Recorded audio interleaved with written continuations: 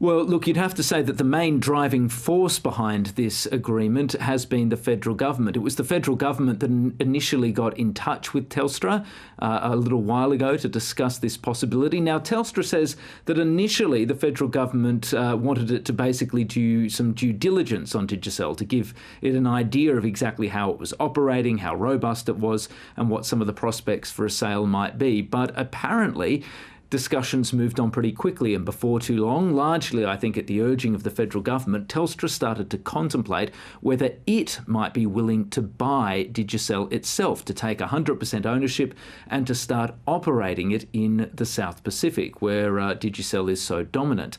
Now that's come to pass. After several months of negotiations, the federal government has essentially agreed to a financing package worth some $1.9 billion. It's putting up, in other words, the lion's share of the money. A smaller portion of money, around $360 million, will be put up by Telstra itself. The end result, though, is that Telstra will acquire the company, and that will give it a fairly substantial footprint, a large footprint, in 6 South Pacific nations where Digicel is a really dominant, or at the very least major player. So it's a big shift for the federal government, but it's also a big shift for Telstra. So, Stephen, what are the government's motivations? Why is it shelling out so much money to help Telstra with this purchase? Look, I think the government has 2 main motivations here. The one that it's willing to discuss, at least quite openly, is its desire to try and drive greater investment in the Pacific, in particular, greater investment from the Australian private sector. It's no secret that the government has been unnerved and is quite unhappy by the way that Australian private companies are simply not enthusiastic, generally speaking, about the Pacific. In fact, some Australian entities are now pulling out of the Pacific.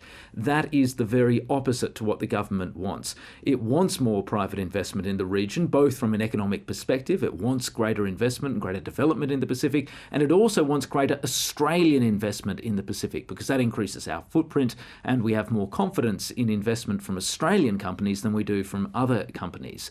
So that's part of it, and that's one of the reasons why it's willing to underwrite it. The other part of it, which the government is really not willing to discuss publicly at all, is this anxiety here in Canberra that Digicel may well be snapped up by a Chinese company, in particular by a Chinese state-owned company. Now, I have no firm intelligence, no one that I know has any firm intelligence anyway, of this actually happening. There's been nothing put on the public record by any Chinese entities. However, the government does seem to believe that this is a real prospect, and one of the reasons why it's willing to stump up so much money is to prevent that from happening.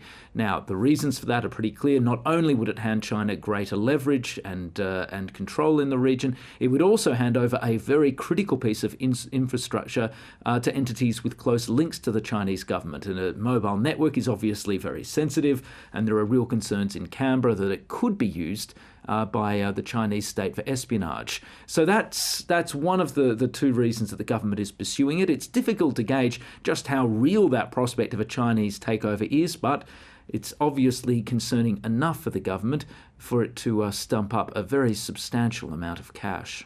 Importantly, what is it going to mean for mobile phone users in the Pacific?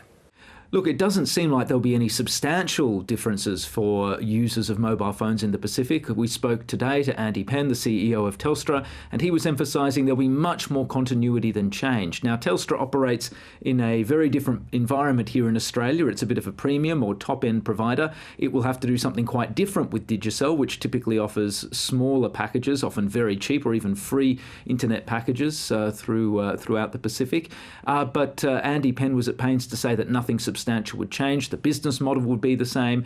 He said he was happy that the company was a commercially attractive prospect, that it was making money. The branding will stay the same. The people will stay the same.